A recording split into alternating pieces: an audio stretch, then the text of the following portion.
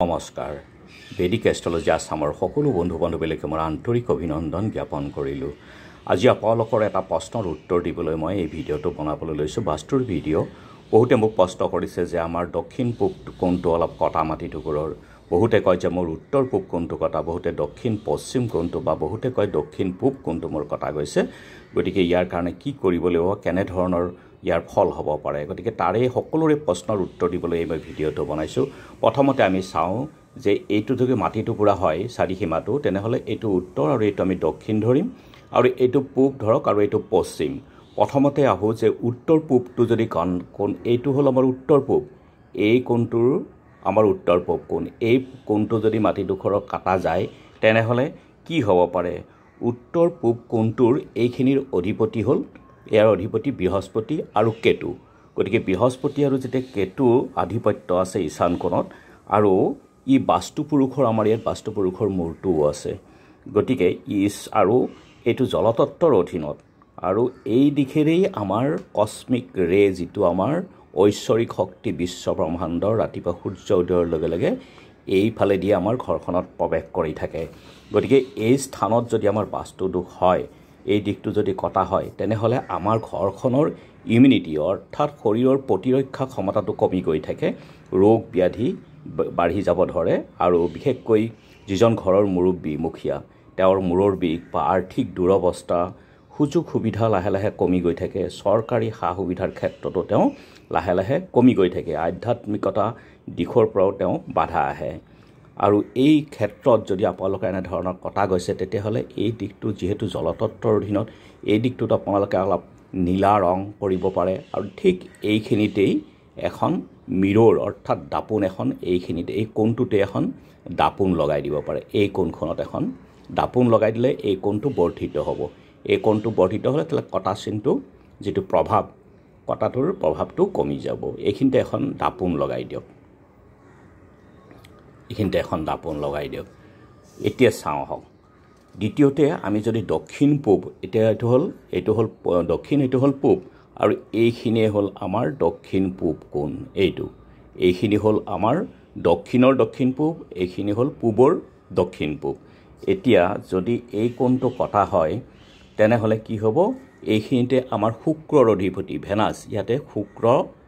অধিপতি। শুক্ৰ হ'ল আমাৰ সুখ শান্তি, ভৌতিক সুখ শান্তি সকলোখিনিৰ গ্ৰহ হ'ল শুক্ৰ। যদি শুক্ৰ বেয়া হয়, তেনেহ'লে আমাৰ অভাৱ অনাটন বৃদ্ধি পাব, বা আমাৰ ঘৰখনত লক্ষ্মীৰ বসতি কমি যাব। গতিকে শুক্ৰ ইয়াতে আমাৰ দূষিত হ'ব,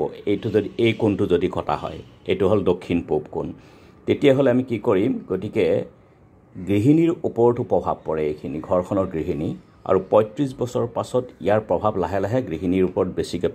পৰিবলৈ ধৰে, আৰু এই দিশটো আমাৰ পাকঘৰৰ স্থান। গতিকে খাদ্য বা পুষ্টিকতাও কমি যাব খাদ্যত,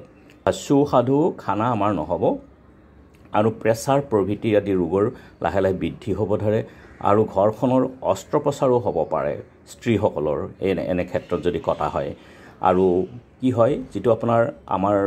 পইচাৰ আদান প্ৰদানটো লাহে লাহে কমি যায়। যদি আপোনাৰ ব্যৱসায় আছে, ব্যৱসায়ত আদান প্ৰদান কমি যাব, আপোনাৰ পইচা ফচি যাব, এনেকুৱা হয়। চোৰ প্ৰবৃত্তিৰ বৃদ্ধি হৈ আহে লাহে লাহে, ঘৰখনত চোৰ ডকাইতি আহিব। তাৰপাছত আপোনাৰ ইয়াত যদি আপোনালোকে প্ৰতিকাৰ হিচাপে ইয়াতে আপোনালোকে এজোপা তুলসী ৰুই দিব পাৰে। এই ঠিক মাটিটুকুৰ যিখিনি কোণটো কাটা গৈছে, ইয়াৰ বাহিৰ ফালে এজোপা ক'লা তুলসী ৰুই দিলে ইয়াৰ পৰা আপোনালোকৰ যিটো প্ৰভাৱ, সেই প্ৰভাৱটো কমি যাব। আৰু এখন দাপোনো ইয়াতে লগাই দিব পাৰে, যাতে কোণটো অলপ আগৰ সৰু দাপোন এখন লগাই দিব, যাতে কোণটো বৰ্ধিত হ'ব নালাগে। এইফালে বৰ্ধিত কোণ হ'লে ভাল, এইফালে বৰ্ধিত চাউথ আৰু দক্ষিণ পূবত যদি বৰ্ধিত হয়, তেতিয়াহ'লে ইয়াকো অশুভ বাস্তুদোষ পোৱা যাব। গতিকে সৰু এটা আপোনালোকে ৰঙা বাল্বো এই স্থানত লগাই থৈ পেলাই এই কটা চিনৰ যিটো প্ৰভাৱ বা বাস্তুদোষ, সেইটো আপোনালোকে নাশ কৰিব পাৰে। এতিয়া আহোঁ আমি উত্তৰ পশ্চিম কোণ। এইটোৱে হ'ল আমাৰ উত্তৰ, আৰু এইটো হ'ল পশ্চিম, উত্তৰ পশ্চিম কোণ। এই উত্তৰ পশ্চিম কোণটো যদি আমাৰ কটা হয় বা কটা যায়, তেনেহ'লে আমাৰ কি অৱস্থা হ'ব পাৰে চাওক।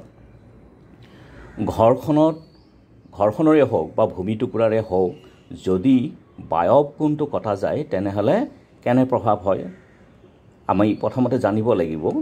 যে এই দিশৰ অধিপতি হ'ল চন্দ্ৰ। চন্দ্ৰ হ'ল আমাৰ মনৰ কাৰক আমাৰ মনটোৰ সুস্থিৰতা মনটোৰ চঞ্চলতা মনৰ আমি যিটো বিবেচনা শক্তি এই সকলোখিনি আমাৰ চন্দ্ৰই কৰে আৰু এইখিনিৰ পৰা আমাৰ সাপোৰ্ট অৰ্থাৎ আমি সকলোৰ পৰা যিটো সাপোৰ্ট পাব লগা হয় চৰকাৰী সা সুবিধা বা এনে ক্ষেত্ৰত বা ঘৰখনৰ বা বাহিৰৰ মানুহৰ সকলোৰে যেটা বা বেংকৰ সাপোৰ্ট ইত্যাদি বা সহায় সহযোগ এই স্থানটোৰ পৰা আহে গতিকে এই স্থানটো যদি কটা যায় তেনেহলে এই ক্ষেত্ৰত আমি বেংকৰ সাপোৰ্ট নাপাম বা চৰকাৰী সাপোৰ্ট নাপাম এনেকুৱা হয় আৰু কি হয় ঘৰৰ সদস্যসকলৰ মানসিক অশান্তি থাকিব আৰু পুলিচ কেছ আদি হ'ব পাৰে এনেকুৱা ধৰণৰ থাকে আৰু জেল হাজত পুলিচ কেছ এনেকুৱা ধৰণৰ আপোনাৰ সমস্যা আহিব পাৰে আৰু সম্বন্ধীয়সকলৰ পৰাও লাহে লাহে সাপোৰ্ট নোপোৱা হৈ যায় মাতৃৰ কষ্ট হয় কাৰণ চন্দ্ৰ হল মাতৃৰ কাৰক গতিকে এই স্থানটো যদি অশুভ হয় তেতিয়াহ'লে মাতৃৰ ক্ষেত্ৰত মাতৃৰ ৰোগ কষ্ট আদি হ'ব পাৰে গতিকে প্ৰতিকাৰ হিচাপে এই ঠাইত এজোপা কোলা তুলসী আপোনালোকে ৰুই দিব পাৰে বাহিৰৰ ফালে কলা তুলসী বা মাটিখিনি যদি মাটিত আপোনাৰ হয় তেলে ভিতৰৰ ফালে আপোনাৰ কলা তুলসী এজোপা মাটি টুকুৰৰ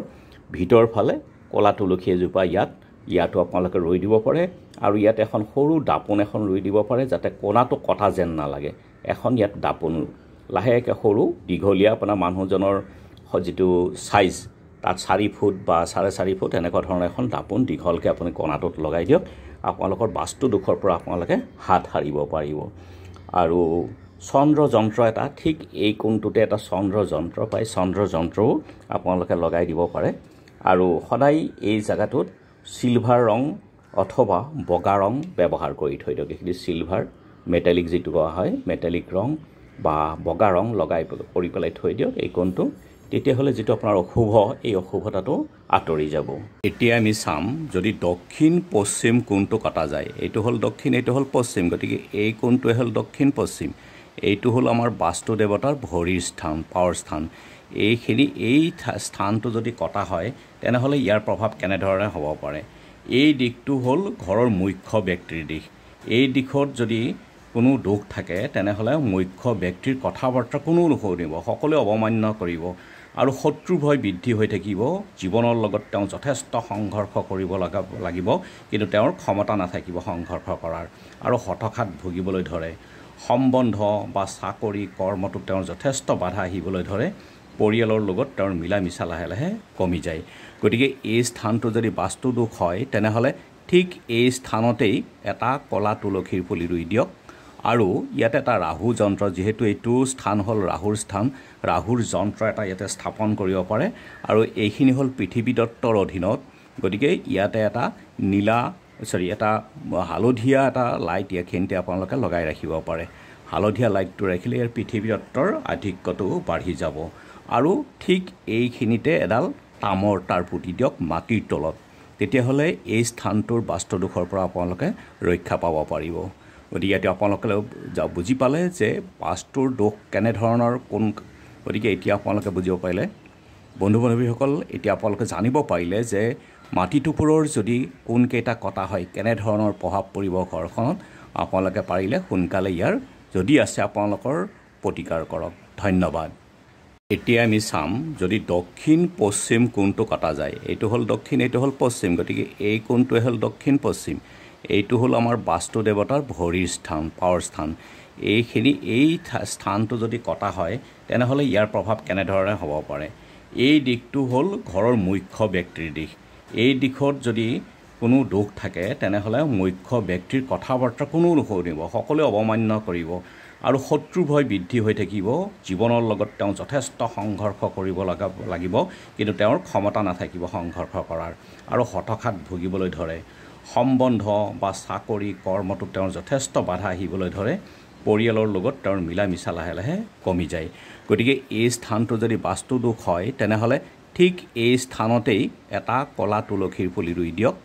আৰু ইয়াতে এটা ৰাহু যন্ত্ৰ যেহেতু এইটো স্থান হল ৰাহুৰ স্থান ৰাহুৰ যন্ত্ৰ এটা ইয়াতে স্থাপন কৰিব পাৰে আৰু এইখিনি হল পৃথিৱীতত্বৰ অধীনত গতিকে ইয়াতে এটা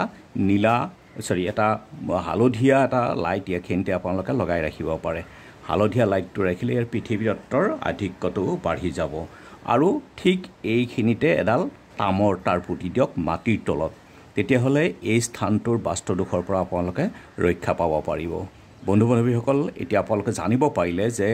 মাটিটুকুৰৰ যদি কোনকেইটা কটা হয় কেনেধৰণৰ প্ৰভাৱ পৰিব ঘৰখনত আপোনালোকে পাৰিলে সোনকালে ইয়াৰ যদি আছে আপোনালোকৰ প্ৰতিকাৰ কৰক। ধন্যবাদ।